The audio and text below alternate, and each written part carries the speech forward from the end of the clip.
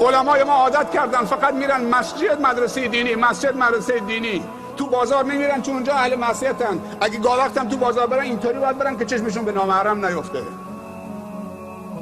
پس بشین تو خونه تا جوانا بیان، برو تو مسجد بشین تا جوانا بیان،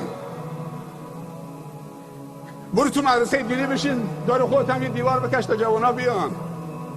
با تو مسئول متدینین هستی، مسئول اونا هستید.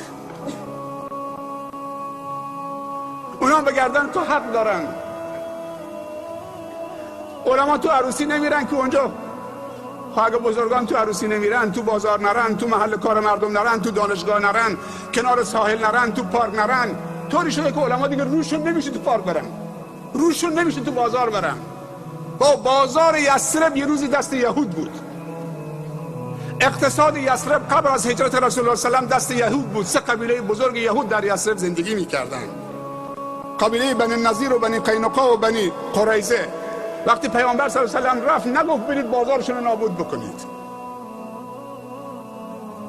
حرفه، فن، تجارت، بازار، کشاورزی دست یهود بود.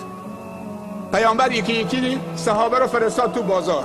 به جایی رسید که بازار مدینه دست 10 مبشره به بهشت افتاد. عبدالله ابن عمر رضی الله عنهما گاه وقتی با یک غلامی داشت میرفت تو بازار، مغازه به مغازه سلام میکرد، دعای برکت میکرد، میرن مغازه بعدی. بعد غلامش میگفت سرورم، سیدم، چیزی نخریدید؟ بازار محل خرید و فروشه. گفت چرا نمیفهمی؟ ما رفتیم بر اهل بازار سلام بکنیم، دعای برکت بکنیم، انگیزه بهشون بدیم تا این سنگر رو حفظ بکنن. انسانهای بی تقوا اگر بازار رو قبضه کردن، اقتصاد، مالی هم که کمک میکنن، اصلا اقتصاد وقتی که مسموم شد دیگه نه نماز جواب میده، نه روزه جواب میده، نه تلاوت قرآن جواب میده، نه حج جواب میده. اقتصاد رو باید سالم نگه داشت، فرهنگ رو باید سالم نگه داشت.